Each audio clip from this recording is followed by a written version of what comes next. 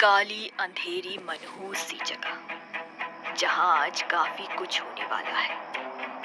बस अब किसी भी समय वो आने वाला है, मगर उससे पहले उसे अब तैयार रहना होगा। किसी भी पल ये होकर रहेगा, उसे ये करना ही होगा। अब तक का सबसे तेज दर्द का वेग आया और ये हो गया। उसे यकीन नहीं हो रहा था कि ये सब सच है। उसने जो भी सुना था वो सब सच था। ये तो बिल्कुल मेरे जैसी है, बिल्कुल नॉर्मल। ऐसा कैसे हो सकता है?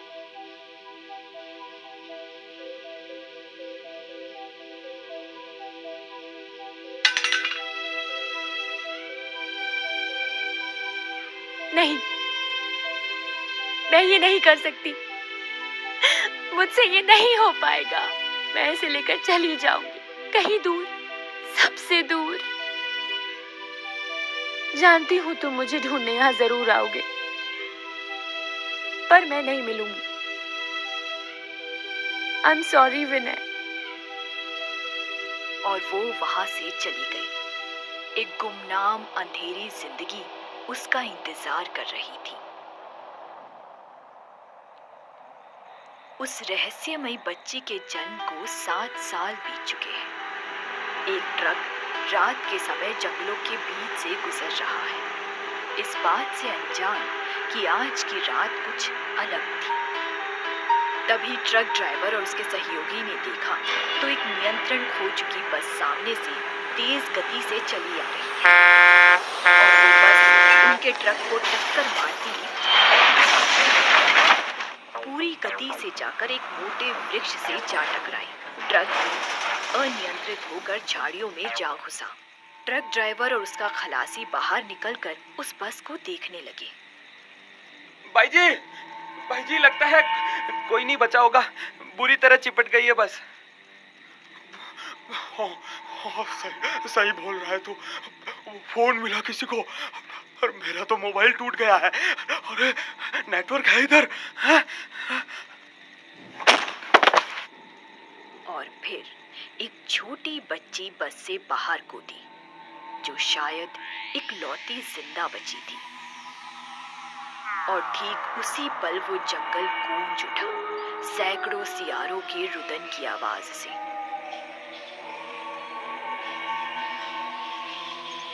वो लड़की अब अपने पैरों पर खड़ी थी, जबकि साफ दिख रहा था उसकी गर्दन टूट चुकी है। वो देखकर ड्राइवर और उसके हेल्पर की सिट्टी पिट्टी गुम हो गई। वो लड़की दोनों हाथों में अपना सर थामकर उसे गोल गोल घुमाने लगी, मानो वापस अपनी गर्दन पर सेट कर रही हो। जय हनुमान ज्ञान गुण सागर, उस लड़की को भी जैसे तभी आभास हुआ कि कोई उसे देख रहा है। वो मुड़कर उन दोनों को देखने लगी। वो दोनों अपनी जगह पर खड़े खड़े कांपते रहे। इतना डर गए कि भागने की कोशिश तक नहीं की। उसके चेहरे के भाव किसी भी तरह से बच्चों वाले नहीं कहे जा सकते हैं। तभी वो सड़क नहा उठी किसी वाहन की रोशनी से, और तभी वो लड़की किसी जानवर की तरह छलांग मारकर एक ऊंचे वृक्ष पर पहुंच गई। एक आखिरी बार उन दोनों को बुरी तरह घूरकर वो लड़की जंगल की गहराइयों में विलीन हो गई। पुलिस आ चुकी थी। पुलिस के लोग उस एक्सीडेंट को देखकर सकते में पड़ गए।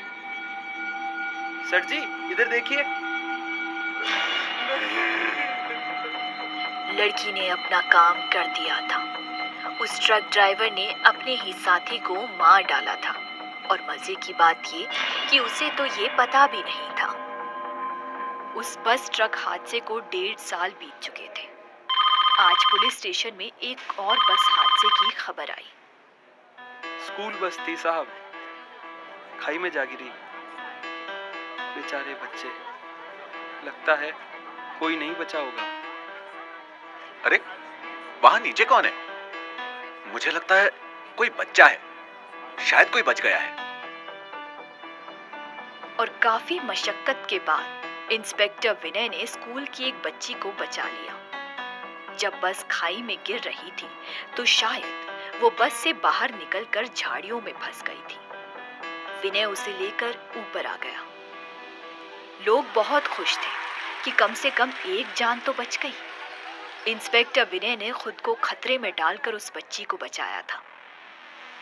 विनय और बाकियों को क्या पता, वो बच्ची तो कभी खतरे में थी ही नहीं।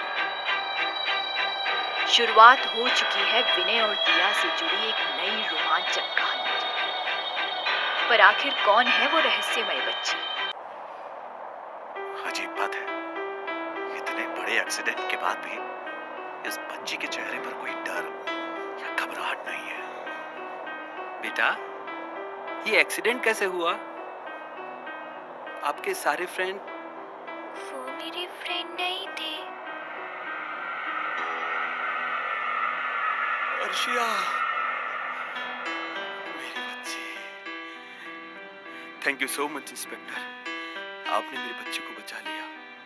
अर्शिया वहां से चली गई, पर विनय को वो लड़की कुछ ठीक नहीं लगी।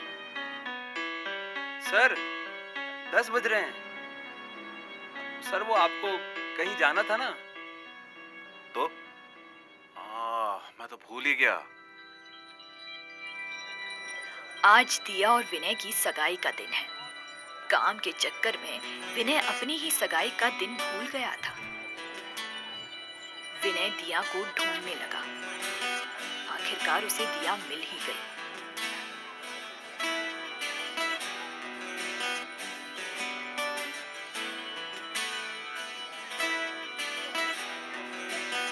दिया, तुम तो कितनी खूबसूरत। अपनी सगाई में कोई वर्दी पहन के आता है क्या? विनय और दिया 2 साल पहले मिले थे। वो उनकी जिंदगी का सबसे खौफनाक दौर था, जब उन्होंने मुर्दों की ट्रेन की पहेली को सुलझाया था। और आज उन दोनों की सगाई हो रही है, पर उन्हें क्या पता, कोई उन्हें बड़े गौर से छुपकर देख रहा है। अगली सुबह विनय फिर से अर्शिया के घर आया था। जी बताइए इंस्पेक्टर, कैसे आना हुआ? हम अब भी उस एक्सीडेंट के बारे में छानबीन कर रहे हैं, इसीलिए मुझे अर्शिया से कुछ बात करनी थी। रामू, जाकर बिटिया को बुला कर लाओ। मुझे तो अभी भी यकीन नहीं हो रहा इंस्पेक्टर, कितना बड़ा हादसा टल गया।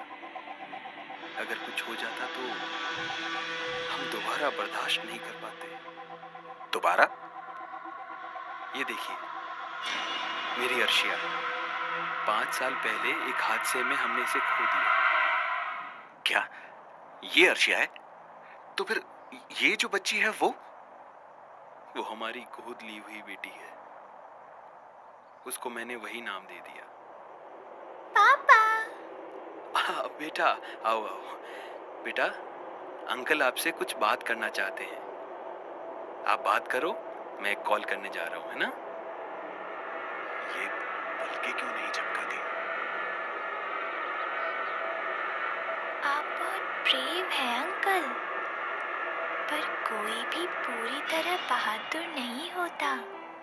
सबका कोई ना कोई डर होता है। आपका डर क्या है? मेरा ऐसा कोई डर नहीं। नॉर्मल बच्चों जैसी बात तो नहीं है। घर पहुंचकर भी विनय उसी के बारे में सोचने लगा। वो बच्ची इतनी अजीब क्यों है? कुछ देर बाद एक जानी पहचानी आवाज से उसकी नींद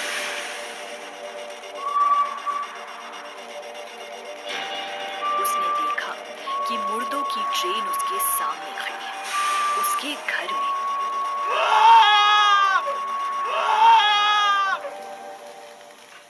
ट्रेन अचानक गायब हो गई।